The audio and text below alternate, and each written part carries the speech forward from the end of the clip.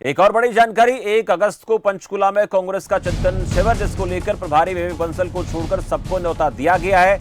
यह जानकारी आ रही है जिसमें हरियाणा कांग्रेस प्रभारी विवेक बंसल का बयान भी आ गया है। उन्होंने बयान दे दिया है कि कई बार प्रभारी को नहीं बुलाया जाता है, विवेक बंसल ने कह दिया है। तो जो कयास लग रहे थे कि विवेक बंसल की तरफ से क्या रिएक्शन सामने आता है, तो रिएक्शन सामने आ गया है कि ऐसा होता है कि कई बार प्रभारी को न्योता नहीं दिया जाता है, ऐसा भी होता रहा है।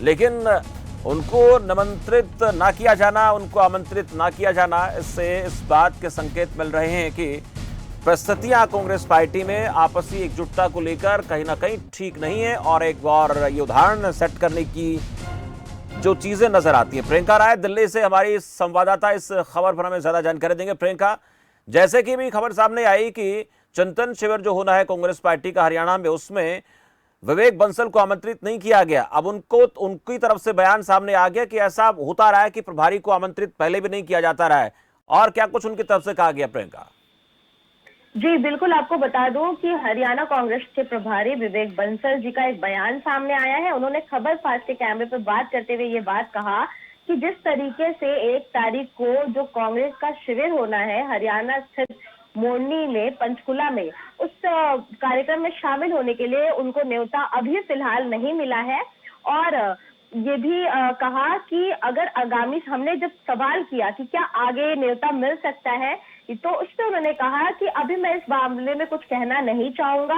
ये समय के हिसाब से साफ हो जाएगा कि न्योता मिलता है या नहीं मिलता है। बशर्ते कई बार ऐसा भी होता है कि प्रभारी को नहीं बुलाया जाता है। जब हमने उनसे ये सवाल किया कि इस कार्यक्रम में केसी वेणुगोपाल तक को न्योता दिया गया है, आप हरियाणा कांग्रेस के प्रभारी है, आपके पास कई अहम जिम्मेदारियां भी थी।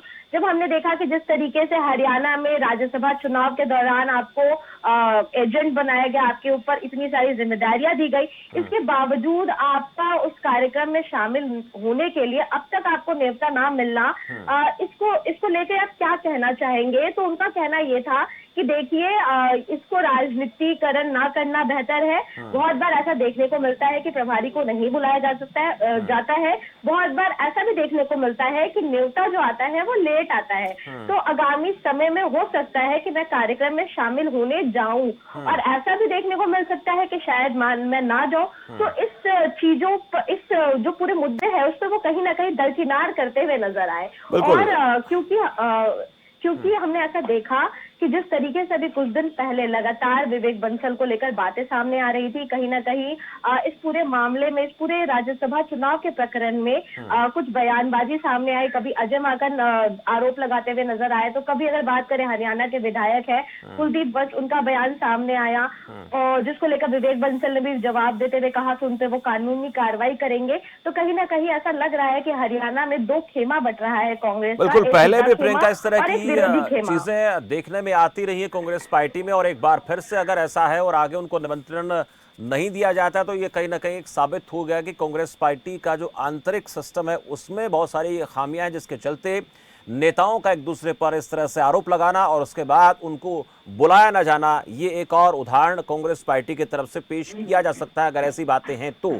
शुक्रिया प्रियंका इस जानकारी के लिए। तो प्रियंका राय हमारी संवाददाता पूरी जानकारी इस पूरे मामले को लेकर दे रही थी कि क्या विवेक बंसल की तरफ से निमंत्रण न मिलने के बाद कहा गया है।